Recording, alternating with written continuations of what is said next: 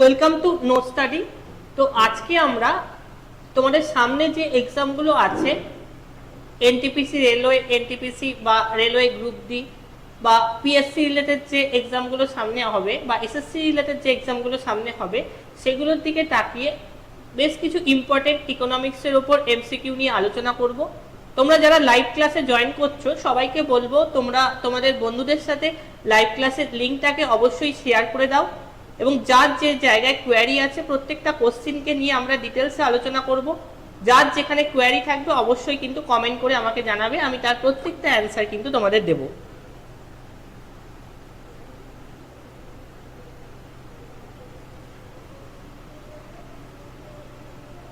তো first question, আমাদের question number 1, দেখো কি বলেছি, which of the following is obliquely are impact of green revolution in India, ভারতের সবুজ বিপ্লবের প্রভাব নিচের কোনটি? Question number 1। গুড ইভিনিং সবাইকে।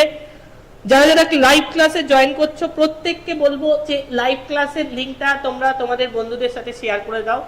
তো ভারতের সবুজ বিপ্লবের প্রভাব নিচের কোনটি? Which of the following is obliquely are impact of green revolution in India. Option A হচ্ছে it increases regional disparities, option B it increases interpersonal inequalities in income and wealth, option C both A and B, option D none of the above। কোনটা হবে? শ্রাবণী, অশোক, ইব্রাহিম প্রত্যেককে good evening. কোনটা হবে? Correct answer দেওয়ার চেষ্টা করো।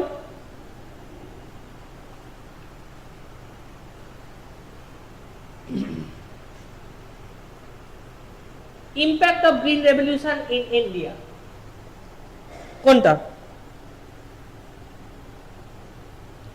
যারা যারা জয়েন করছো লাইভ ক্লাসের লিঙ্কটা তোমরা কিন্তু শেয়ার করে দাও তোমাদের বন্ধুদের সাথে। কারেক্ট অ্যান্সার কিন্তু আমাদের এখানে দুটোই হচ্ছে, option A and option B, both are correct. কি বলেছি দেখো, it increases regional disparities, definitely correct. কারণ কি, আমরা যে গ্রিন রেভলিউশন হয়েছে তার ফলে আমরা এর ইম্প্যাক্টটা পার্টিকুলার কিছু রিজিয়নে পড়তে দেখেছি, যেমন পাঞ্জাব, হরিয়ানা এবং উত্তরপ্রদেশের কিছু পার্ট, বাদবাকি ইন্ডিয়ার বাদবাকি পার্টে সেরকম ভাবে এর কোনো ইম্প্যাক্ট আমরা পড়তে দেখিনি। তো আর ফার্স্ট পয়েন্ট যেটা আমরা বলবো গ্রিন রেভলিউশনের ইম্প্যাক্ট হিসেবে আমরা দেখছি ইন্টার রিজিওনাল ইনইকুয়ালিটি, একটা সেকশনের লোকজন কিন্তু এর ফলে বেনিফিটেড হয়েছে। বিশেষ করে পাঞ্জাব, হরিয়ানা বা উত্তরপ্রদেশের দিকে যারা বড় ফার্মার ছিল বা কিছু ইনভেস্টার ক্লাস হিসেবে যাদের দেখছিলাম ইনভেস্টার ক্লাস ছিল বা ধরো এক্স সার্ভিসম্যান ছিল, এরাই কিন্তু এর বেনিফিটটা তুলেছিল। বাদবাকি ক্ষেত্রে সেরকম ভাবে বাদবাকি রিজিয়নগুলোতে সেরকম ভাবে এর ইম্প্যাক্ট পড়েনি। নেক্সট হচ্ছে ইট ইনক্রিজেস ইন্টারপার্সোনাল ইনইকুয়ালিটি, সেটা হচ্ছে সবাই কিন্তু এর ইম্প্যাক্ট এর ফলে বেনিফিটেড হয়নি। স্মল বা মার্জিনাল ফার্মার এরা কিন্তু গ্রিন রেভলিউশনের ফলে সেরকম ভাবে বেনিফিটেড হয়নি, যদিও গভর্নমেন্টের তরফ থেকে একটা সাবসিডি প্রোভাইড করা হয়েছিল, তা আলটিমেটলি কিন্তু তারা সেরকম ভাবে বেনিফিটেড হচ্ছে না। বেনিফিটেড হয়েছিল কিছু বড় ফার্মার, ইনভেস্টার ক্লাস বা কিছু এক্স সার্ভিসম্যান পাঞ্জাব হরিয়ানার দিকে। তাহলে বোথ হচ্ছে, এখানে আমাদের দুটোই কারেক্ট হচ্ছে, definitely option A and B both are correct. বিও যেরকম কারেক্ট এও সেরকম correct. Disparity, inter regional inequality দেখতে পাওয়া গেছিল, রিজিওনাল ডিসপ্যারিটি একটা পার্টিকুলার রিজিয়নে এর ইম্প্যাক্ট করেছিল। নেক্সট হচ্ছে কোশ্চিন নাম্বার 2, ভালো করে কোশ্চিনটা দেখো। What kind of unemployment is found in agricultural sector in India, agricultural sector of India, ভারতে কৃষি ক্ষেত্রে কোন ধরনের বেকারত্ব দেখা যায়? কি হবে? Voluntary, frictional, disguise, naan of this above, naan of the above. কি হবে? ভারতের কৃষি ক্ষেত্রে কোন ধরনের বেকারত্ব দেখা যায়? অ্যান্সার করার চেষ্টা করো। এগ্রিকালচারাল সেক্টরে কোন ধরনের আনএমপ্লয়মেন্ট আমরা দেখতে পাচ্ছি আমাদের দেশে? কারেক্ট অ্যান্সার হচ্ছে ডিসগাইজ আনএমপ্লয়মেন্ট, ছদ্মবেশী বেকারত্ব। কারণটা কি, আমরা যে এই ডিসগাইজ আনএমপ্লয়মেন্ট আমাদের কান্ট্রির এগ্রিকালচারাল সেক্টরে দেখতে পাচ্ছি, ডিসগাইজ আনএমপ্লয়মেন্ট অ্যাকচুয়ালি কি? সাপোজ ফর এক্সাম্পল এগ্রিকালচারাল সেক্টরে প্রোডাকশন করার জন্য পার্টিকুলার কোনো এগ্রিকালচারাল ল্যান্ডে আমি ধরে নিলাম 10 জন লেবার ফোর্স যদি এনগেজমেন্ট থাকে তাহলে আমরা সেক্ষেত্রে দেখতে পারবো যে ওই এগ্রিকালচারাল ল্যান্ডের ম্যাক্সিমাম প্রোডাক্টিভ ক্যাপাসিটি অর্থাৎ ম্যাক্সিমাম যে উৎপাদন ক্ষমতা সেটাকে ব্যবহার করা ইউজ করা পসিবল হচ্ছে। তো 10-এর জায়গায় ইন কেস আমরা দেখতে পাচ্ছি আরো 2 জন অ্যাডিশনাল লেবার ফোর্স এনগেজমেন্ট আছে, তাতে করে total number of labour force engagement কত হলো 12। তাহলে এক্ষেত্রে আলটিমেটলি যেটা আমরা লক্ষ্য করব 10 জন লেবার ফোর্স এনগেজমেন্ট থাকলে কোনো পার্টিকুলার এগ্রিকালচারাল ল্যান্ডে যে প্রোডাকশন হবে 12 জন লেবার ফোর্স যদি এনগেজমেন্ট থাকে সেম কিন্তু প্রোডাকশন হবে, এক্সট্রা প্রোডাকশন হবে এটা আমরা বলছি না। মাঝখান থেকে এই 2 জন অ্যাডিশনাল লেবার ফোর্স এনগেজমেন্ট থাকার ফলে আগে যে 10 জন লেবার ফোর্স এনগেজমেন্ট ছিল তাদের প্রোডাক্টিভিটি কিন্তু কমে যাবে, তারা কিন্তু আগের মতো প্রোডাকশন করবে না, তারা তাদের ম্যাক্সিমাম যে প্রোডাক্টিভ ক্যাপাসিটি সেটাকে ইউটিলাইজ করবে না, কারণ তারা দেখতে পাচ্ছে আমার সাথে আরো 2 জন লেবার ফোর্স এক্সট্রা আছে, তো তারা অ্যাকচুয়াল যতটা প্রোডাকশন করতে পারে সেটা কিন্তু করবে না। তাহলে এই অ্যাডিশনাল যে লেবার ফোর্স আছে তাদের এক্ষেত্রে দাঁড়িয়ে আমরা বলছি যে মার্জিনাল প্রোডাক্টিভিটি হচ্ছে 0। Marginal productivity of additional labour force disguised আনএমপ্লয়মেন্টের ক্ষেত্রে আমরা 0 বলছি, অর্থাৎ এরা থাকলেও যা প্রোডাকশন হবে এরা না থাকলেও কিন্তু সেম প্রোডাকশন হবে।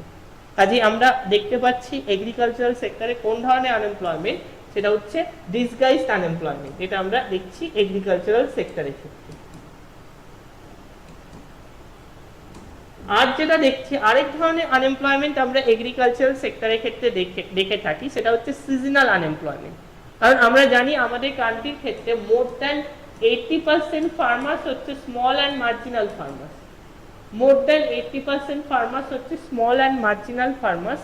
তো ন্যাচারালি তারা কিন্তু তাদের ম্যাক্সিমাম যে প্রোডাক্টিভ ক্যাপাসিটি আছে, তাদের যে স্মল ল্যান্ড সাইজ আমরা দেখতে পাচ্ছি, তারা তাদের ম্যাক্সিমাম প্রোডাক্টিভ ক্যাপাসিটিকে ইউজ করতে পারছে না, তারা পার্টিকুলারলি দেখা যাচ্ছে একটা সিজনেই প্রোডাকশন করছে, তাদের হাতে সেই ক্যাপিটাল নেই যে ইরিগেশন ফ্যাসিলিটি নিয়ে সারা বছর ধরে প্রোডাকশন করবে। মনসুন যখন হচ্ছে তখন হয়তো দেখা যাচ্ছে প্রোডাকশন ভালো হচ্ছে, বাদ বাকি সিজনগুলোতে সেরকমভাবে প্রোডাকশন হচ্ছে না। কাজে এই সিজনাল আনএমপ্লয়মেন্ট এবং ডিসগাইজড আনএমপ্লয়মেন্ট, এই 2 ধরনের যে আনএমপ্লয়মেন্ট আছে, বা বাংলায় বললে মৌসুমি বেকারত্ব এবং ছদ্মবেশী বেকারত্ব, এই ধরনের বেকারত্বগুলো আমরা কিন্তু মূলত দেখতে পাচ্ছি এগ্রিকালচারাল সেক্টরে। যার যেখানে কোয়ারি আছে অবশ্যই কিন্তু কমেন্ট করে আমাকে জানাবে। লাইভ ক্লাস কিন্তু তোমরা অবশ্যই, তোমাদের বলবো অবশ্যই করে লাইভ ক্লাসগুলো অ্যাটেন্ড করো। এর জন্য যারা যারা তোমাদের বন্ধু আছে তাদের সাথেও লিঙ্কটা লাইভ ক্লাসে শেয়ার করে দাও, যত সংখ্যক সবাই কিন্তু যাতে লাইভ ক্লাসে অ্যাটেন্ড করো, তাতে করে সবার কোয়ারিগুলো আমাকে কিন্তু জানাতে পারবে তোমরা। তো ভলেন্টারি আনএমপ্লয়মেন্ট অ্যাকচুয়াল মানেটা কি? ভলেন্টারি আনএমপ্লয়মেন্ট এটা আমরা বলছি হচ্ছে গিয়ে তোমার ইচ্ছাকৃত বেকারত্ব। মানেটা কি?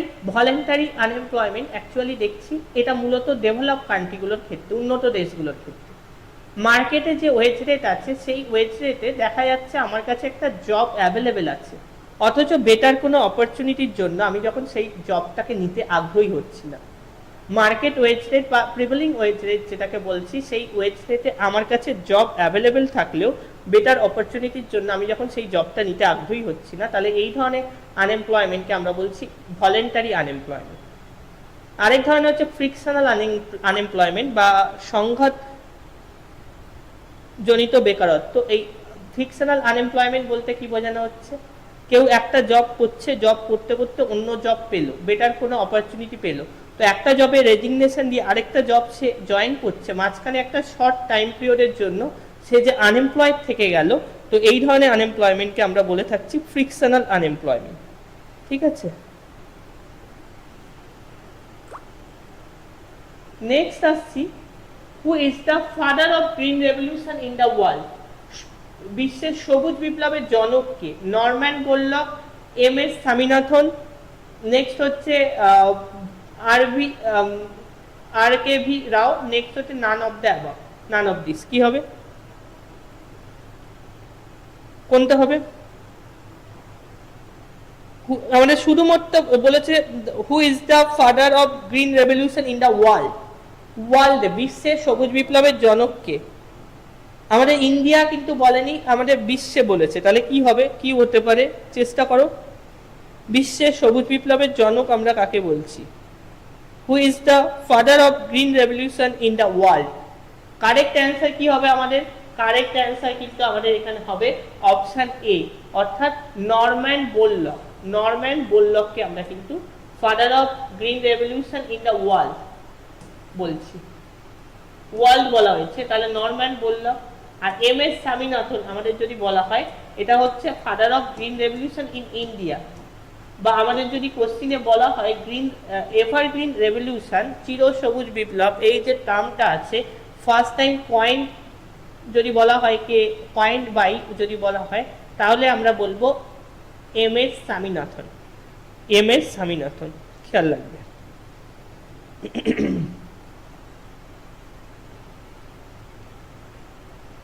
The increase in oilseeds production, তৈলবীজ উৎপাদন বৃদ্ধির কারণ কি ছিল? Increase in oilseeds production was due to white revolution, green revolution, yellow revolution, brown revolution. তৈলবীজ উৎপাদন বৃদ্ধির কারণ কি ছিল? কি হবে? oilseed production. আমরা কি বলছি? হ্যাঁ, এক্স্যাক্টলি সুমন, oilseed প্রোডাকশন কি হবে?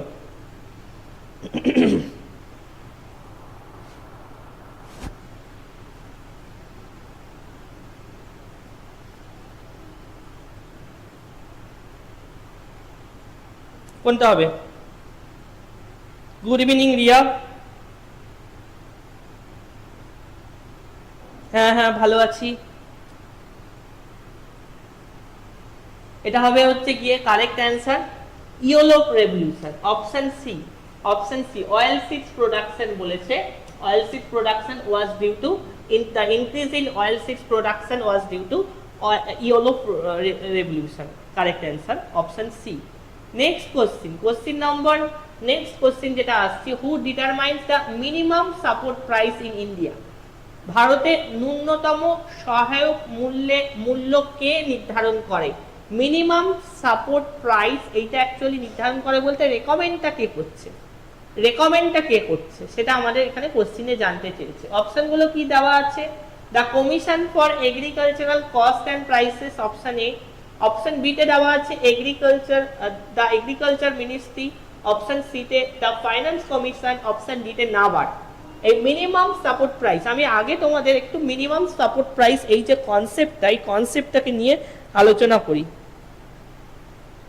Thank you. আচ্ছা, এই মিনিমাম সাপোর্ট প্রাইস বলতে আমরা অ্যাকচুয়ালি যেটা মিন করছি, ধরো কোনো এগ্রিকালচারাল ফার্মার প্রোডাকশন করার পরে এগ্রিকালচারাল ফার্মার দেখা যাচ্ছে কোনো এসেনশিয়াল কমোডিটি বা ফুড গ্রেনস এগুলো প্রোডাকশন করার পরে তারা সেগুলোকে সেল করতে যাবে ওপেন মার্কেটে।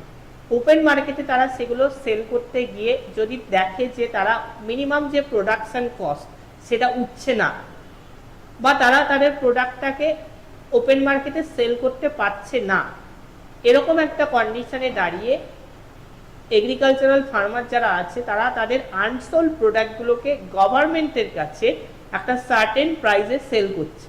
যে প্রাইসটা কিনা গভর্নমেন্ট প্রত্যেকটা ফাইন্যান্সিয়াল ইয়ারের স্টার্টিংয়ে প্রোডাকশন যখন কিনা শুরু হয়নি তার আগে অ্যানাউন্স করে অলরেডি রেখেছে এসেনশিয়াল কমোডিটি বা ফুড গ্রেনসগুলোর ক্ষেত্রে। তো এই প্রাইসে গভর্নমেন্টকে ফার্মাররা তাদের আনসোল্ড যে প্রোডাক্টগুলো সেল করছে, এই প্রাইসকে আমরা বলছি মিনিমাম সাপোর্ট প্রাইস। এই মিনিমাম সাপোর্ট প্রাইসে ফার্মাররা তাদের আনসোল্ড প্রোডাক্ট গভর্নমেন্টকে সেল করে হয়তো তাদের কোনো প্রফিট আসছে না, কিন্তু অ্যাটলিস্ট তাদের প্রোডাকশন কস্টটা উঠে যাচ্ছে, এটা আমরা লক্ষ্য করছি। এই মিনিমাম সাপোর্ট প্রাইস রেকমেন্ড করছে বা who determines minimum support price, এখানে আমাদের বলা হয়েছে। এখানে কারেক্ট অ্যান্সার কি হচ্ছে? Correct answer, Bumba good evening. তো commission for agricultural cost and prices, option এটা হচ্ছে আমাদের এখানে কারেক্ট অ্যান্সার। অপশন এ হচ্ছে correct answer. The commission for agricultural cost and prices, option A হচ্ছে কারেক্ট অ্যান্সার। এখানে আমাদের যদি কোশ্চিনে বলা হয় যে এটা ইমপ্লিমেন্টেড হচ্ছে কার মাধ্যমে, তখন আমরা বলবো ministry of economic affairs. Ministry of implemented by ministry of economic affairs. ঠিক আছে।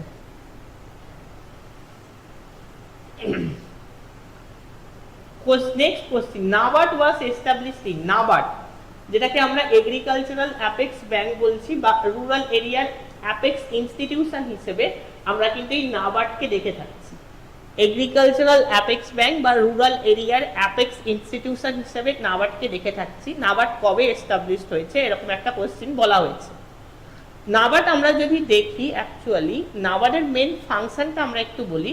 নাবার্ডের মেন ফাংশন হচ্ছে রুরাল এরিয়াতে যে যে ফাইন্যান্সিয়াল ইনস্টিটিউশনগুলো আছে, তার মধ্যে হচ্ছে গিয়ে তোমার কোঅপারেটিভ ব্যাংক আছে, রিজিওনাল রুরাল ব্যাংক মানে গ্রামীণ যে ব্যাংকগুলো আছে, বা রুরাল এরিয়া যে সমস্ত কমার্শিয়াল ব্যাংকগুলোকে আমরা দেখতে পাচ্ছি, এর পাশাপাশি সেলফ হেল্প গ্রুপ যেগুলো রুরাল এরিয়ার ক্ষেত্রে আছে, তাদের বিভিন্নভাবে রিফাইন্যান্স ফেসিলিটি কিন্তু প্রোভাইড করছে নাবার্ড। এর পাশাপাশি আমরা আর কি দেখছি নাবার্ডের ক্ষেত্রে, এর পাশাপাশি আমরা দেখতে পাচ্ছি নাবার্ড কিন্তু কোঅপারেটিভ ব্যাংক এবং রিজিওনাল রুরাল ব্যাংক এদের ক্রেডিট ফেসিলিটি প্রোভাইড করছে প্রয়োজন অনুযায়ী। নাবার্ডের আলটিমেটলি যে কাজটা হচ্ছে সেটা হচ্ছে রুরাল এরিয়ার ডেভেলপমেন্টাল পারপাসে। সেটা তোমার রুরাল এরিয়াতে স্মল স্কেল ইন্ডাস্ট্রি হোক, রুরাল এরিয়াতে এগ্রিকালচারাল সেক্টরের ডেভেলপমেন্ট হোক, রুরাল এরিয়ার ডেভেলপমেন্টাল পারপাসে আমরা কিন্তু নাবার্ডকে কাজ করতে দেখছি। এই ক্লাসটা কবে হয়? Good evening Indrani. হ্যাঁ, এই ক্লাসটা অ্যাকচুয়ালি আমাদের দেখতে পারবে রেগুলার বেসিসে কিন্তু সাবজেক্ট ওয়াইজ ক্লাসগুলো হয়ে যাচ্ছে। সোম থেকে তোমাদের শনি রেগুলার বেসিসে প্রত্যেকটা সাবজেক্ট ওয়াইজ এই বিকেলের দিকে তোমাদের 5:30 PM থেকে কিন্তু ক্লাসটা হচ্ছে। ইকোনমিক্সের ক্লাসটাও কিন্তু তোমরা তার মধ্যে পাবে, ফ্রাইডে করে কিন্তু তোমরা তার মধ্যে পাবে অল্টারনেটিভ উইকে মোটামুটি। তো যার যেখানে কোয়ারি লাইভ ক্লাসে, অবশ্যই লাইভ ক্লাসে তোমরা এই ইউটিউব চ্যানেলটাকে ফলো করে রাখলে অবশ্যই লাইভ ক্লাসের লিঙ্কটা তোমরা পেয়ে যাবে, নোটিফাই হয়ে যাবে, তোমাদের কাছে চলে আসবে। তো সবাইকে বলবো সেই কারণে ইউটিউব চ্যানেলটাকে সাবস্ক্রাইব করে রাখো বা ফলো করে রাখো। তোমরা যখন হবে নোটিফিকেশানগুলো রেগুলার বেসিসে কিন্তু পেয়ে যাবে। সোম থেকে শনি রেগুলার কিন্তু ক্লাস হচ্ছে। নাবার্ডকে আমরা দেখছি প্রতিষ্ঠিত হচ্ছে কবে? 12 জুলাই 1982-তে। 12 জুলাই 1982-তে নাবার্ডকে আমরা প্রতিষ্ঠিত হতে দেখছি 6th 5-year প্ল্যানের সময়। 6th 5-year প্ল্যানের সময়। তো আমরা নাবার্ড হচ্ছে শিবরামন কমিটির রেকমেন্ডেশনে সেট আপ হচ্ছে, শিবরামন কমিটির রেকমেন্ডেশনে। এই 6th 5-year প্ল্যানের টাইম টেনিওর হচ্ছে অ্যাকচুয়ালি 1980 থেকে 85। নাবার্ড কিন্তু এই সময় সেট আপ হচ্ছে 6th 5-year প্ল্যানের সময়। 5th 5-year প্ল্যানের টাইম টেনিওর হচ্ছে 74 থেকে 78। 4th 5-year প্ল্যানের টাইম টেনিওর হচ্ছে 1969 থেকে 74। এগুলো একটু খেয়াল রাখবে। অপারেশন বর্গা ইজ রিলেটেড টু, কি হবে? অপারেশন বর্গা কিসের সাথে সম্পর্কিত? Production of landlords, option A, protection of landlords, option B হচ্ছে protection of sharecroppers, option C হচ্ছে both A and B, option D none of this. Operation Barga যেটা আমরা ওয়েস্ট বেঙ্গলের রেসপেক্টে দেখছি, অপারেশন বর্গা প্রোগ্রাম 1978-এ। তো এটা কাদের প্রোটেকশনের কথা বলা হয়েছে? চেষ্টা করো। অপারেশন বর্গা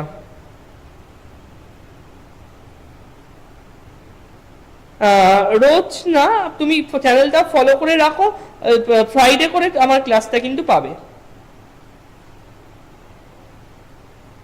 কোশ্চেন নম্বর 7, কারেক্ট অ্যান্সার কিন্তু operation Barga means protection of sharecroppers. Option B হচ্ছে কারেক্ট অ্যান্সার। অপশন বি হচ্ছে আমাদের এখানে correct answer, protection of sharecropper. যারা শেয়ার ক্রপার আছে মানে অন্যের জমিতে যারা চাষবাস করছে, তো এদের অপারেশন বর্গা প্রোগ্রাম মানে কি হচ্ছে? এদের নামে ল্যান্ড রেজিস্ট্রেশন হচ্ছে, আমরা কিন্তু দেখতে পাচ্ছি। যারা শেয়ার ক্রপার আছে তাদের নামে ল্যান্ড রেজিস্ট্রেশন হতে আমরা দেখতে পাচ্ছি অপারেশন বর্গা প্রোগ্রামের মাধ্যমে। বর্গাদার বা শেয়ার ক্রপার, এটা ওয়েস্ট বেঙ্গলের রেসপেক্টে দেখলে আমরা একটা সাকসেসফুল প্রোগ্রাম হিসাবে অপারেশন বর্গাকে দেখতে পাচ্ছি, যেটা 1978-এ যে প্রোগ্রামটা এসছিল। হ্যাঁ হ্যাঁ অশোক, ঠিক আছে, অসুবিধা নেই, চেষ্টা করো, এটাই হচ্ছে বড় ব্যাপার। সবাই কমেন্ট বক্সে অবশ্যই অ্যান্সারগুলো দেওয়ার চেষ্টা করো। আমি প্রত্যেকটা অ্যান্সার কিন্তু ফলো আপ করছি। যার যেখানে কোয়ারি আছে অবশ্যই আমাকে জানাবে প্রত্যেকটা জায়গায়। এই কারণেই বলি রেকর্ডেড ক্লাসের থেকে লাইভ ক্লাসে সবাই কিন্তু অবশ্যই অ্যাটেন্ড করার চেষ্টা করো। যার যেখানে কোয়ারি সেগুলো কিন্তু ডাইরেক্টলি আমাকে জানাতে পারছো তোমরা। Question, next question, in which industrial policy all industries are divided into 4 categories? কোন ইন্ডাস্ট্রিয়াল পলিসিতে ইন্ডাস্ট্রিগুলোকে 4টে ক্যাটাগরিতে ডিভিশন করা হয়েছে? 4 ক্যাটাগরি। এই যে বলা হয়েছে 4 ক্যাটাগরি, কি কি বলা হয়েছে? First industrial policy option A, option B second industrial policy, option C industrial policy resolution of 1980, option D industrial policy resolution of 1985। কোন ইন্ডাস্ট্রিয়াল পলিসিতে ইন্ডাস্ট্রিগুলোকে 4টে ক্যাটাগরিতে ডিভিশন করা হয়েছে? চেষ্টা করো, চেষ্টা করো।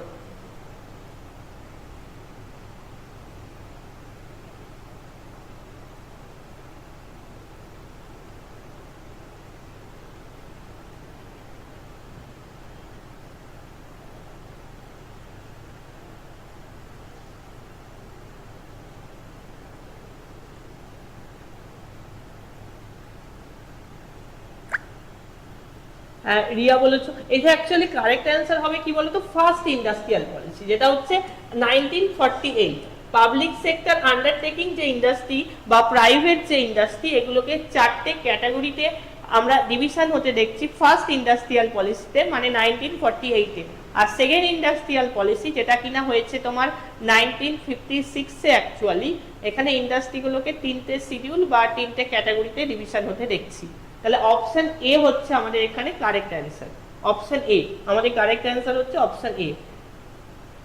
নেক্সট হচ্ছে question number, next question, in which year the government of India started the process of disinvestment? Bharat সরকার কোন সালে বিলগ্নীকরণ প্রক্রিয়া শুরু করে? অপশন এ হচ্ছে 1980, option B 1985, option C 1991, option D 2001। বলো তো দেখি, ভারত সরকার কোন সালে বিলগ্নীকরণ প্রক্রিয়া শুরু করে? ডিসইনভেস্টমেন্ট পলিসি কোন ইয়ারে স্টার্ট হয়েছে? বলো।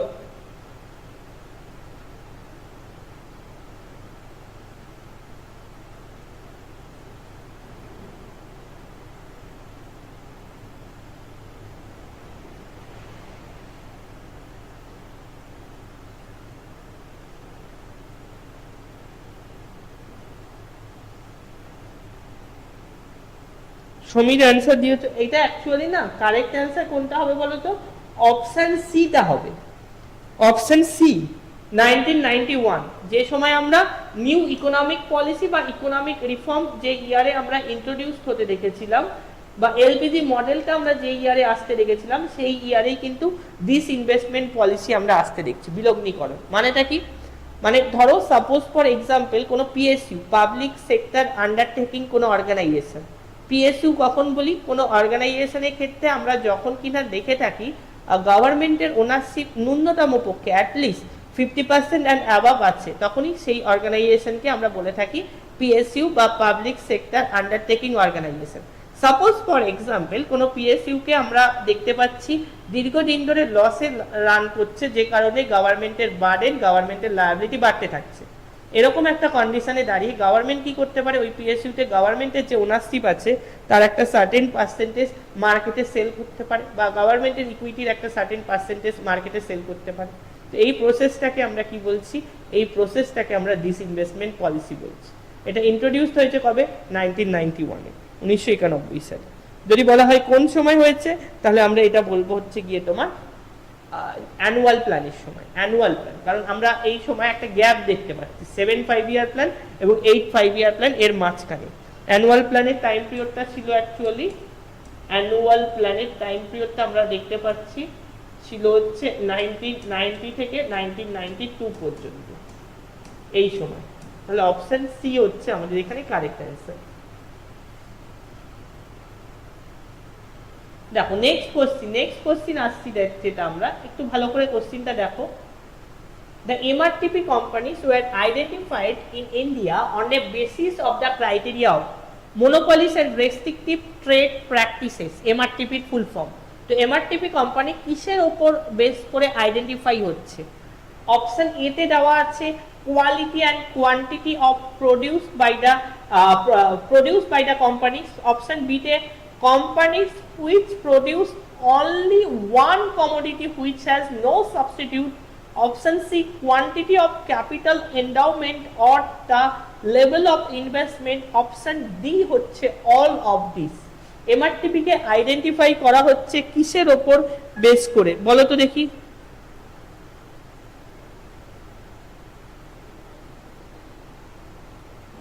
কোনটা হবে? আমরা এখানে অ্যান্সার গুলো দেওয়া আছে দেখতে পাচ্ছি, বলো এবার কোনটা হতে পারে।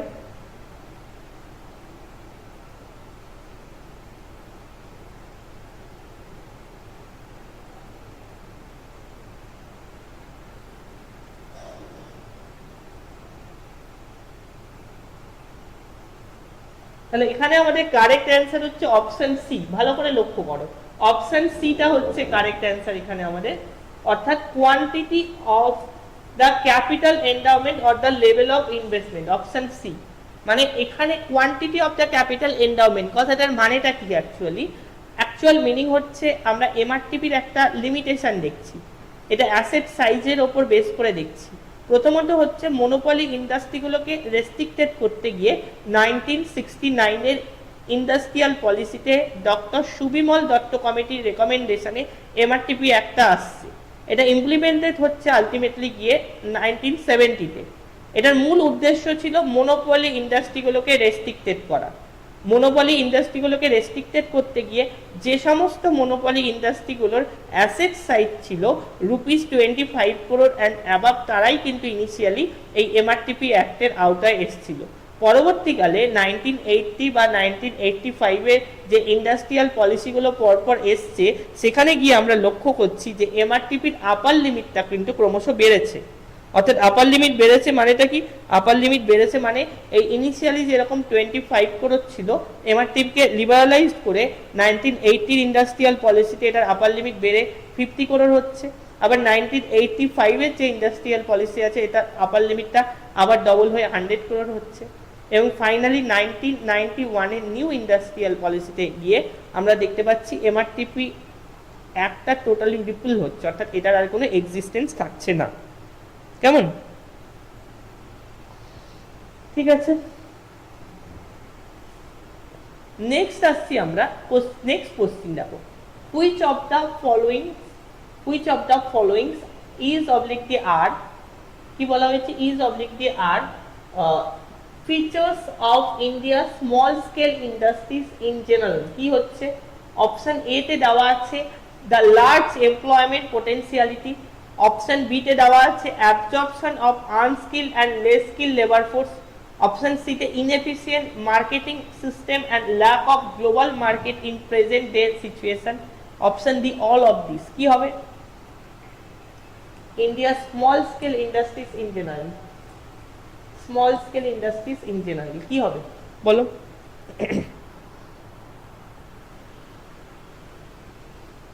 চেষ্টা করো, যা মনে হয়, ভুল ঠিক যা মনে হচ্ছে চেষ্টা করো।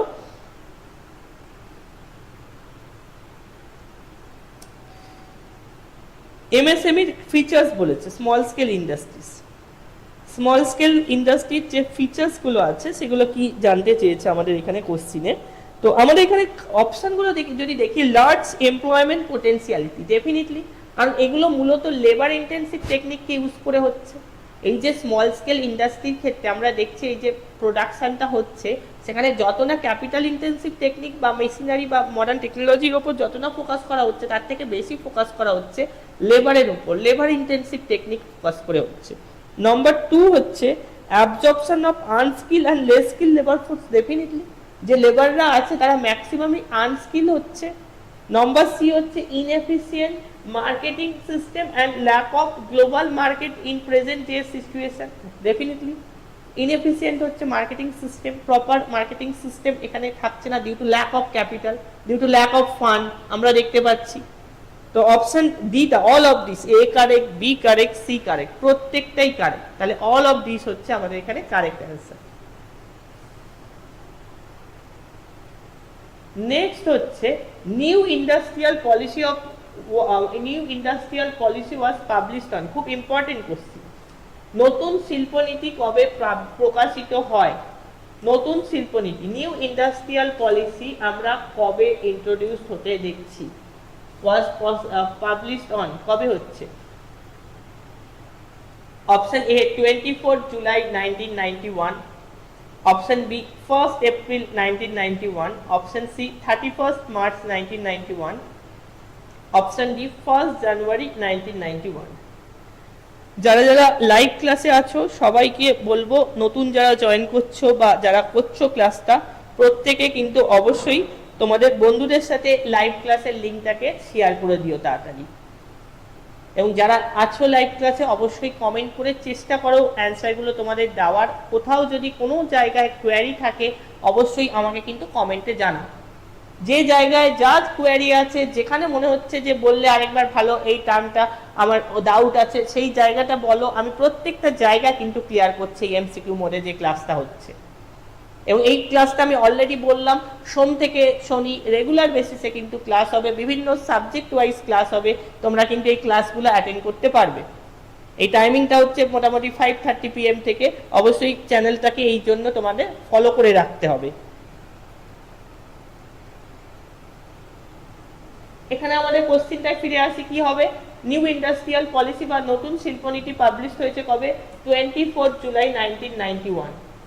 এই আমরা যদি দেখি এই সময় যে টাইম পিরিয়ড আমরা দেখছি 1990 থেকে 1992, এটা হচ্ছে অ্যানুয়াল প্ল্যান বলছি। অ্যানুয়াল প্ল্যান, এই অ্যানুয়াল প্ল্যানের টাইম পিরিয়ড হচ্ছে 1990 থেকে 1992। আর নিউ ইন্ডাস্ট্রিয়াল পলিসি বা নতুন শিল্পনীতি আসছে কবে? 24 জুলাই 1991। অর্থাৎ অপশন এ হচ্ছে আমাদের এখানে কারেক্ট। নতুন শিল্পনীতি কবে আসছে? অপশন এ আমরা দেখতে পাচ্ছি, অ্যানুয়াল প্ল্যানের সময়। Question number next question, industrial reform policy, যেটাকে আমরা নিউ ইন্ডাস্ট্রিয়াল পলিসিও বলতে পারি। Industrial reform policy took this approach to monopolies. কি হবে? ইন্ডাস্ট্রিয়াল রিফর্ম পলিসি, যেটাকে আমরা নিউ ইন্ডাস্ট্রিয়াল পলিসি বলতে পারি। নিউ ইন্ডাস্ট্রিয়াল পলিসি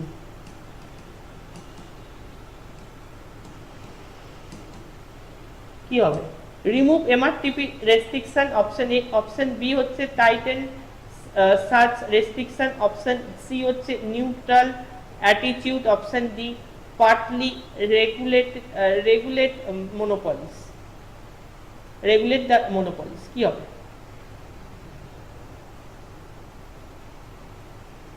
কোনটা কারেক্ট হবে? নিউ ইন্ডাস্ট্রিয়াল পলিসিতে মেন আমরা যদি দেখি চারটে ফিচার্স দেখছি, খুব ইম্পর্টেন্ট পয়েন্ট যেগুলো। কি কি দেখছি নিউ ইন্ডাস্ট্রিয়াল পলিসিতে? আমরা যেটা দেখছি, ফার্স্ট পয়েন্ট, এইটা হচ্ছে গিয়ে তোমার, যেহেতু দেখা যাচ্ছে এলপিজি মডেলের ফার্স্ট স্টেপ হিসাবে আসছে, বা নিউ ইকোনমিক পলিসি বা ইকোনমিক রিফর্মের ফার্স্ট স্টেপ হিসাবে আমরা নিউ ইন্ডাস্ট্রিয়াল পলিসিকে ইন্ট্রোডিউস হতে দেখছি 24 জুলাই 1991-এ during the time of annual plan.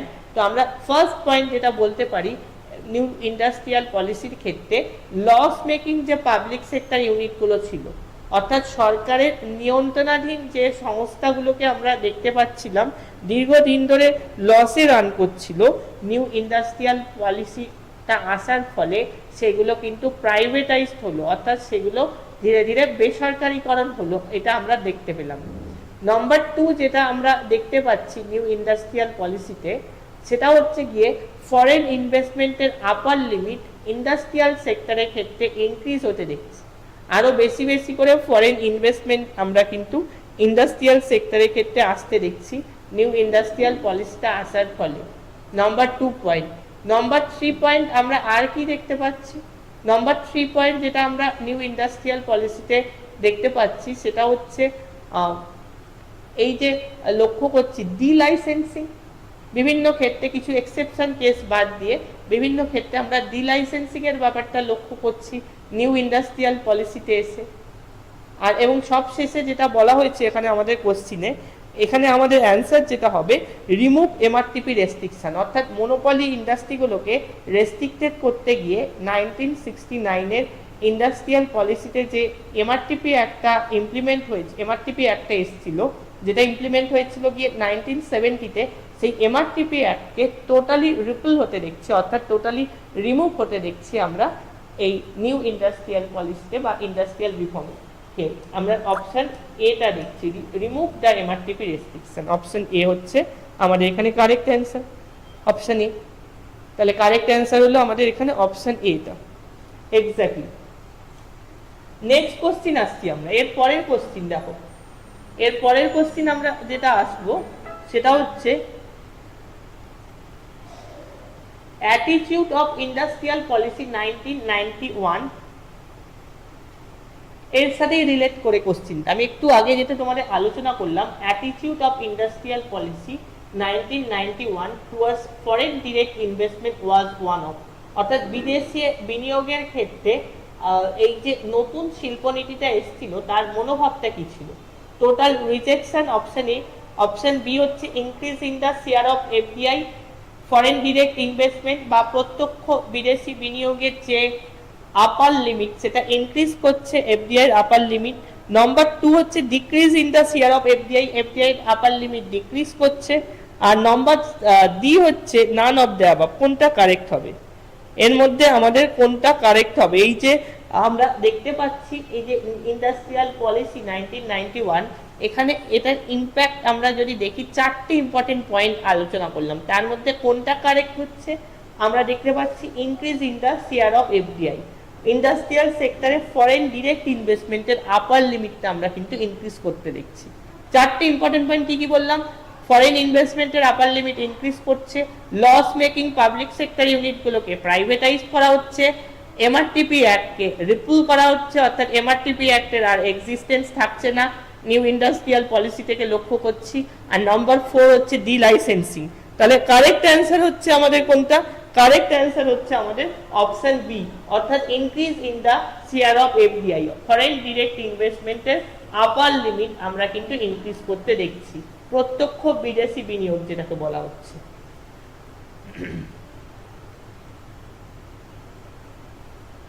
Next question কি আসছে দেখো, ইকোনমিক লিবারালাইজেশন অর্থাৎ ভারতে অর্থনৈতিক উদারীকরণ যেটাকে বলা হচ্ছে ইন ইন্ডিয়া স্টার্টেড উইথ, কি হবে?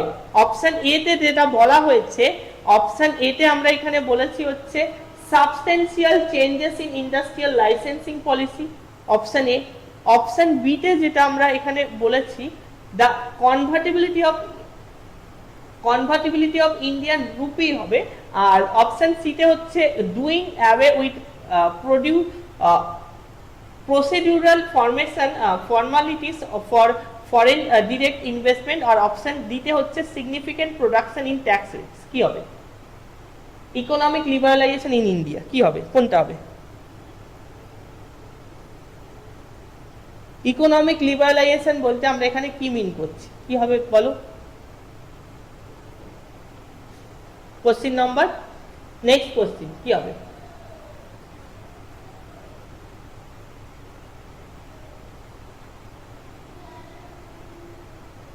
একটু আগে বললাম এই দেখো এই যে পার্টগুলো এগুলো কিন্তু সব একটা আরেকটার সাথে রিলেটেড। পরপর যে 3-4টে কোশ্চিন আমি আলোচনা করলাম, একটা কোশ্চিন কিন্তু আরেকটা কোশ্চিনের সাথে আমার রিলেটেড। তো আমরা এখানে যদি দেখি, এখানে আমরা লক্ষ্য করছি কি ইকোনমিক লিবারালাইজেশন বলা হচ্ছে in India started with substantial changes in industrial licensing policy. এটা তো definitely correct, substantial changes in industrial licensing policy, এটা কিন্তু আমরা অ্যাকচুয়ালি দেখতে পাচ্ছি ইকোনমিক লিবারালাইজেশন পলিসিতে। তাহলে অপশন এখানে আমাদের কারেক্ট হচ্ছে অপশন এ। অপশন এটা হচ্ছে কি আমাদের এখানে কারেক্ট অ্যান্সার।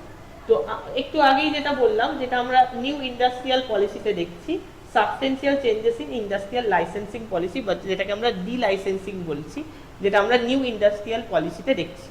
1991-এ আমরা যে নিউ ইকোনমিক পলিসি বা ইকোনমিক রিফর্ম ইন্ট্রোডিউস হতে দেখছি, যেটা আমরা অর্থনৈতিক সংস্কারও বলতে পারি, যেটার ফলস্বরূপ এলপিজি মডেল এসেছিল।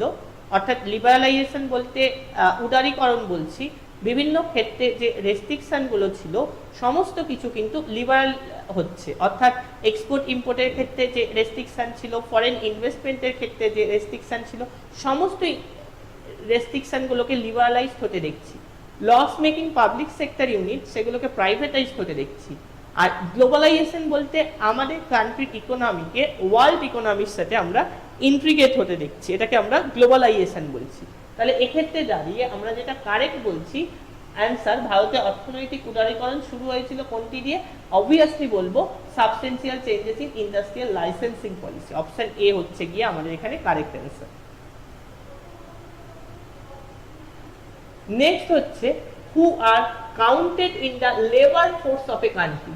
একটি দেশের শ্রমশক্তিতে কাদের গণনা করা হয়? The population of 18 to 60 years of age, option A. Option B, the population of 15 to 65 years of age. Option C, the population of 18 to 65 years of age. Option D হচ্ছে population of 21 to 62 years of age.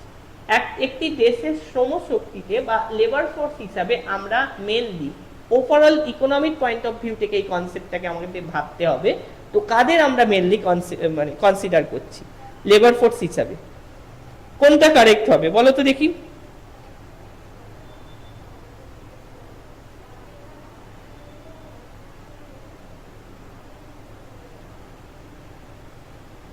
তাহলে labour force হিসাবে আমরা mainly consider করছি 15 to 65 years. এই age গ্রুপের মধ্যে কোনো কান্ট্রিতে যত পপুলেশন থাকে তাদের আমরা অ্যাকচুয়ালি লেবার ফোর্স হিসাবে কনসিডার করে থাকছি। আমরা যদি লক্ষ্য করি মোর দ্যান 50% পপুলেশন কোনো একটা কান্ট্রির ক্ষেত্রে, আমরা যদি লক্ষ্য করি মোর দ্যান 50% পপুলেশন এই এজ গ্রুপের মধ্যে বিলং করছে। 15 to 65 ইয়ার্স এজ গ্রুপের মধ্যে মোর দ্যান 50% পপুলেশন বিলং করছে, 50%, মোর দ্যান 50%। তখন আমরা বলবো সেই কান্ট্রি বা সেই ইকোনমি পপুলেশন থেকে ডেমোগ্রাফিক একটা ডিভিডেন্ড পাচ্ছে, ডেমোগ্রাফিক ডিভিডেন্ড পাচ্ছে পপুলেশন থেকে সেই কান্ট্রি বা ইকোনমি। কিন্তু আমাদের যদি বলা হয় ডেমোগ্রাফিক ডিভিডেন্ড থেকে একটা বেনিফিট পেতে হবে, তাহলে সেক্ষেত্রে গিয়ে আমরা বলবো এই এজ গ্রুপের মধ্যে যারা বিলং করছে, যে পপুলেশনটা বিলং করছে, তাদের যদি স্কিল ডেভেলপ করে, তাদের যদি আমরা দেখি স্কিল ডেভেলপ করে, তবেই আমরা বলবো যে ডেমোগ্রাফিক ডিভিডেন্ড থেকে একটা বেনিফিট পাওয়া পসিবল হচ্ছে। কোনো কান্ট্রির ক্ষেত্রে মোর দ্যান 50% পপুলেশন আমরা যদি দেখি এই এজ গ্রুপের মধ্যে অ্যাকচুয়ালি বিলং করছে, 15 to 65 ইয়ার্স এজ গ্রুপের মধ্যে, তাহলে সেক্ষেত্রে তারা পপুলেশন থেকে একটা ডেমোগ্রাফিক ডিভিডেন্ড পাচ্ছে। কিন্তু ডেমোগ্রাফিক ডিভিডেন্ড পেলেই তো কান্ট্রির অ্যাকচুয়াল ইকোনমিক গ্রোথ জেনারেট করবে না। তার জন্য দরকার যে লেবার ফোর্স যারা আছে, যাদের আমরা এই এজ গ্রুপের মধ্যে বিলং করতে অ্যাকচুয়ালি দেখে থাকছি, তাদের যদি স্কিল ডেভেলপ করে, তবেই আলটিমেটলি দাঁড়িয়ে আমরা বলতে পারছি যে ডেমোগ্রাফিক ডিভিডেন্ড থেকে একটা বেনিফিট পাওয়া কিন্তু পসিবল হচ্ছে। ক্লিয়ার? তো এই হলো আমাদের কোশ্চিন। এরপরে নেক্সট কোশ্চিনে আসছি আমরা। দেখো নেক্সট কোশ্চিন হচ্ছে কি, নেক্সট কোশ্চিন হচ্ছে what type of unemployment is found in developed countries. উন্নত দেশগুলোতে কোন ধরনের বেকারত্ব দেখা যায়? Involuntary unemployment, voluntary unemployment, structural unemployment, disguised unemployment. আমরা উন্নত দেশ, ডেভেলপড কান্ট্রি যেগুলো আছে তাদের দিকে যদি তাকাই, তাহলে কোন ধরনের আনএমপ্লয়মেন্ট দেখতে পাচ্ছি মূলত বলো তো দেখি।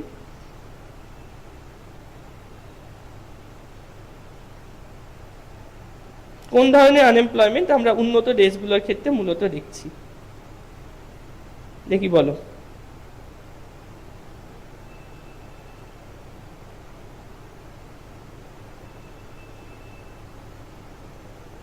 এটা হবে কারেক্ট অ্যান্সার কি, ভলেন্টারি আনএমপ্লয়মেন্ট, ইচ্ছাকৃত বেকারত্ব। মানেটা কি, আমার কাছে জব অপরচুনিটি আছে মার্কেটে একটা ওয়েজ রেটে, অথচ বেটার কোনো অপরচুনিটির জন্য আমি এখন যখন জবটা নিচ্ছি না। তো এই ধরনের যে আনএমপ্লয়মেন্ট আমরা দেখছি, এটাকে ভলেন্টারি আনএমপ্লয়মেন্ট বা ইচ্ছাকৃত বেকারত্ব বলা হচ্ছে। ইনভলেন্টারি আনএমপ্লয়মেন্ট বলতে আমরা কোনটাকে বলছি? অনিচ্ছাকৃত বেকারত্ব, যেটাকে বাংলায় আমরা বলে থাকি। ইনভলেন্টারি আনএমপ্লয়মেন্ট কথাটার মানে হচ্ছে এরকম যে আমার একটা জবের খুব রিকোয়ারমেন্ট আছে, অথচ আমি জবটা পাচ্ছি না, আমার খুব জবের একটা দরকার আছে, দরকার থাকার পরেও আমি যখন কিনা জবটা পাচ্ছি না, তো মার্কেট ওয়েজ রেটেই আমার একটা জবের দরকার, চাকরির একটা খুব দরকার আছে, কিন্তু বাজারে যে মজুরির হার সেই হারে আমি যখন চাকরিটা পাচ্ছি না, এরকম একটা কন্ডিশন যখন আমরা দেখতে পাচ্ছি, সেটাকে আমরা বলে থাকছি ইনভলেন্টারি আনএমপ্লয়মেন্ট বা অনিচ্ছাকৃত বেকারত্ব। আমরা যদি ডেভেলপিং কান্ট্রি বা লেস ডেভেলপ কান্ট্রিগুলো দেখি, মূলত আমাদের মতো কান্ট্রির ক্ষেত্রে এই তিনটে ACD, এই তিন ধরনের আনএমপ্লয়মেন্ট দেখছি: involuntary unemployment, structural unemployment, disguised unemployment. Structural তো আমার বলা হয়নি, একটু বলে দিয়ে আগের কোশ্চিনে আমি বললাম অলরেডি ডিসগাইজড আনএমপ্লয়মেন্ট নিয়ে। স্ট্রাকচারাল আনএমপ্লয়মেন্ট কথাটার মানে হচ্ছে অ্যাকচুয়ালি যেটাকে আমরা পরিকাঠামোগত বেকারত্ব বলতে পারি।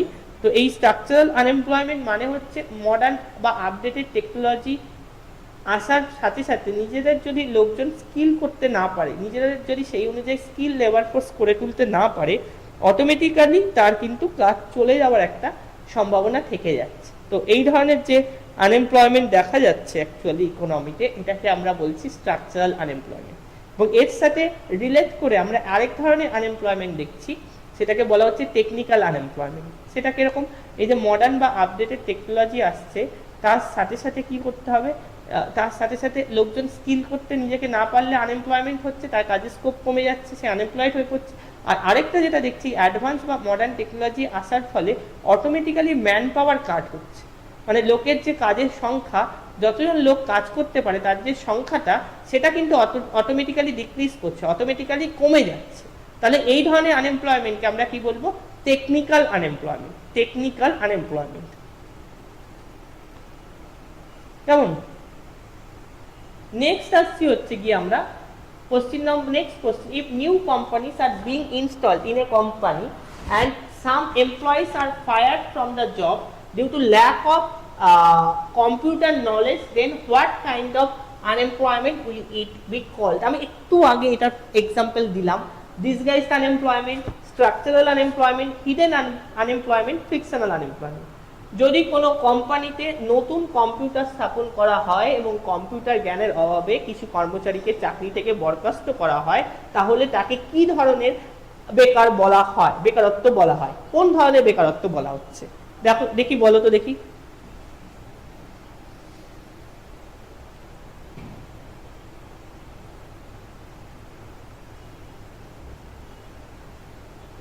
কোন ধরনের বেকারত্ব তাকে বলা হচ্ছে?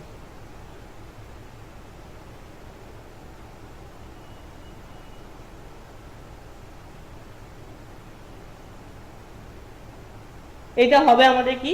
এটা হবে আমাদের কারেক্ট অ্যান্সার। এটা আমরা বলবো হচ্ছে, একটু আগে আলোচনা করলাম, structural unemployment, option B. Structural unemployment, option B হচ্ছে আমাদের এখানে correct answer, structural unemployment. Next হচ্ছে, unemployment in an economy increases, what is a probable consequence? অর্থনীতিতে বেকারত্ব যদি বৃদ্ধি পায়, এর সম্ভাব্য পরিণতি কি?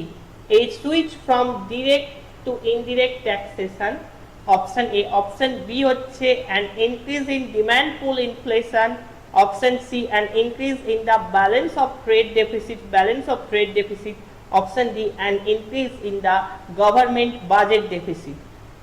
আমরা দেখতে পাচ্ছি কোন একটা কান্ট্রিতে, কোন একটা অর্থনীতিতে দেখতে পাচ্ছি যে আনএমপ্লয়মেন্ট ইনক্রিজ করছে, আনএমপ্লয়মেন্ট রেট। তো এটা ইনক্রিজ করার পেছনে রিজন কি থাকতে পারে? কোনটা হবে কারেক্ট? একটু ট্রিকি কোশ্চিন, একটু ভাবনা আছে, এটা একটু রিলেট, একটার সাথে আরেকটা রিলেট করে অ্যান্সারটা দিতে হবে। কোশ্চিনটা একটু ট্রিকি, চেষ্টা করে অ্যান্সার দিতে।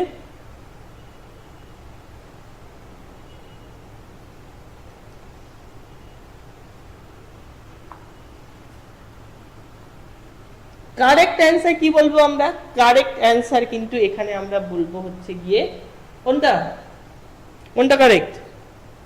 কারেক্ট হচ্ছে অপশন ডি। অপশন ডিটা এক্স্যাক্টলি কারেক্ট অ্যান্সার হচ্ছে অপশন ডিটা হচ্ছে আমাদের কারেক্ট।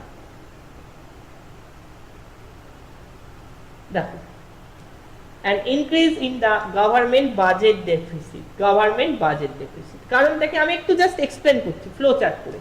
বাজেট ডেফিসিট হচ্ছে, তার মানেটা কি?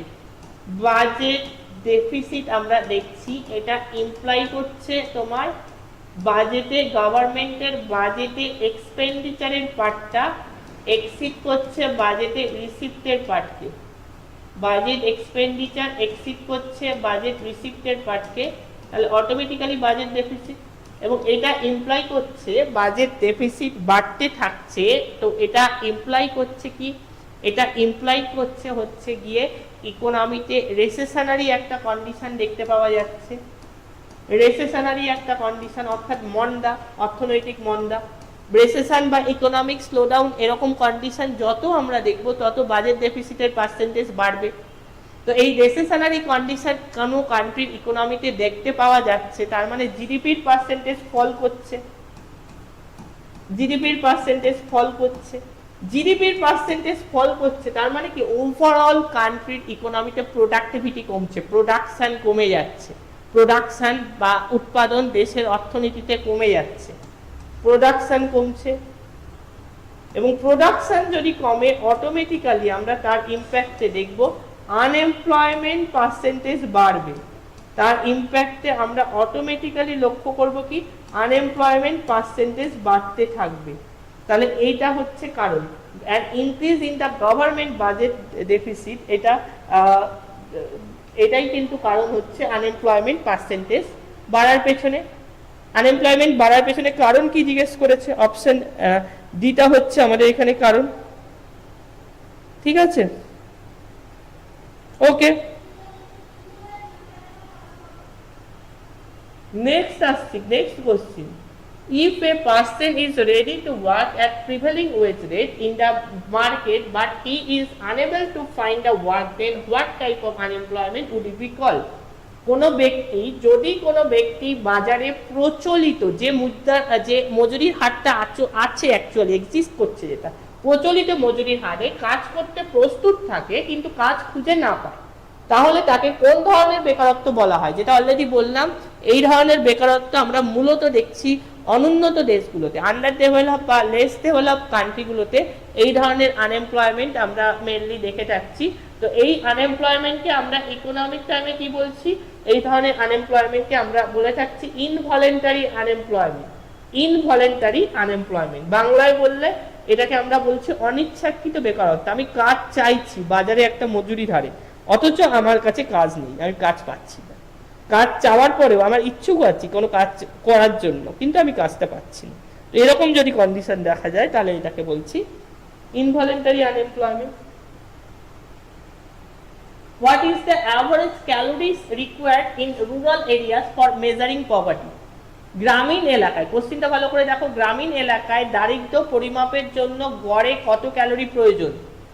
Option A 2000 calories per person per day, option B 2100 calories per person per day, option C 2200 calories per person per day, option D 2400 calories per person per day. কি হবে?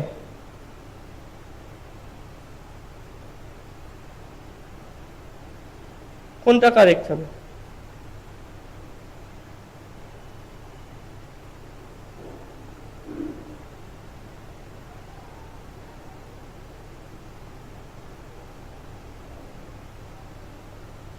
কোনটা correct হবে বলো তো দেখি।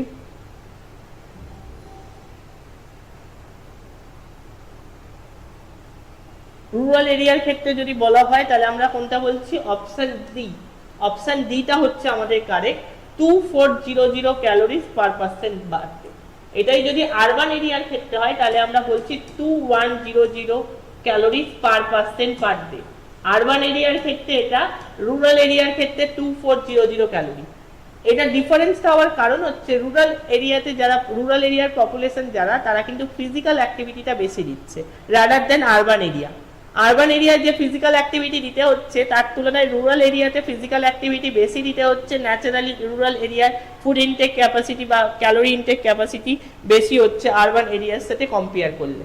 আর ওভারঅল যদি বলা হয় 2250 calories per person per day, 2250 calories হচ্ছে ওভারঅল দেখলে পার পার্সন পার ডে। এটা হচ্ছে ফুড ইনটেক ক্যাপাসিটি বা ক্যালোরি ইনটেক ক্যাপাসিটি। পভার্টি লাইনে থাকার জন্য মিনিমাম, পভার্টি লাইনে থাকতে গেলে এই ফুড ইনটেক ক্যাপাসিটি কিন্তু ফুলফিল করতে হচ্ছে। নেক্সট কোশ্চেন দেখো, এর সাথেই রিলেট করে আছে, calorie requirement in rural areas is more than in the urban areas because. শহরাঞ্চলের জন্য শহরাঞ্চলের তুলনায় গ্রামাঞ্চলে ক্যালোরির চাহিদা বেশি কেন? একটু আগেই আলোচনা করলাম, rural people eat more. Option A, rural people have high bodies. Option B হচ্ছে, অপশন সি হচ্ছে rural people do more hard physical work. Option D, rural people have to take more rest. কি হবে?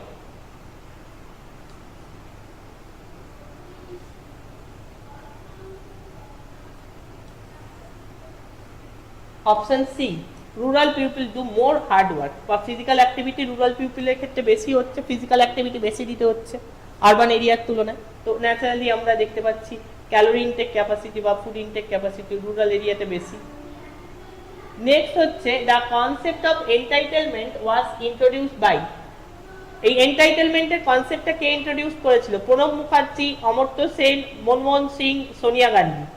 Entitlement মানে getting right to something legally, অর্থাৎ আইনগতভাবে আমার যে basic needs, ন্যূনতম যে প্রয়োজনীয়তা আছে আমার বেঁচে থাকার জন্য, ফুড, শেল্টার, বেসিক এডুকেশন, এগুলো আমার যে পেটে আমি বাধ্য থাকি একটা রাষ্ট্রের কাছে।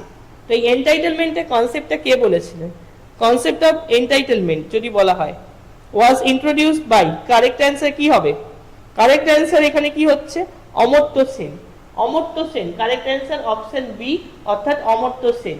Concept of entitlement was introduced by, option B correct answer Amartya Sen. Option B হচ্ছে correct answer. Question, next question, which one, next question আমাদের দেখো আসছে, which one of the social group is vulnerable to poverty, অর্থাৎ কোন সামাজিক গোষ্ঠী দারিদ্র্যের ঝুঁকিতে রয়েছে? Schedule caste, option A, option B urban casual labour, option C rural agricultural households, option D all of the above. কারা? Which one of the social group, which one of the social groups is vulnerable to poverty, কি হবে? Correct answer কি হবে বলো তো দেখি কি হবে? Schedule caste, urban casual labour, rural agricultural households, all of the above. Correct answer কি হচ্ছে এখানে? কারেক্ট অ্যান্সার কিন্তু আমরা বলছি এখানে যদি দেখি প্রত্যেকটাই কিন্তু correct. Schedule caste correct, urban casual labour correct, rural agriculture household correct, all of the above. Correct answer হচ্ছে কি আমাদের অপশন ডি। অপশন ডি হচ্ছে আমাদের এখানে কারেক্ট অ্যান্সার। প্রত্যেকটা যা যা অপশন আছে প্রত্যেকটাই কিন্তু এখানে আমাদের কারেক্ট হচ্ছে। ঠিক আছে, আজকে তাহলে আমাদের ক্লাসটা, এই ইউটিউবে ক্লাসটা, নোটস স্টাডি ইউটিউব চ্যানেলে আজকের যে ক্লাসটা আমাদের কিন্তু এখানেই শেষ হলো। প্রত্যেককে বলবো যে লাইভ ক্লাসটা কিন্তু তোমরা অবশ্যই ফলো করো। নোটস স্টাডিতে প্রতি সোম থেকে শনিবার পর্যন্ত রেগুলার বেসিসে তোমাদের 5:30 PM থেকে লাইভ ক্লাসটা হচ্ছে। তোমরা অবশ্যই কিন্তু ফলো করো এবং চ্যানেলটাকে অবশ্যই তোমরা সাবস্ক্রাইব করে রাখো।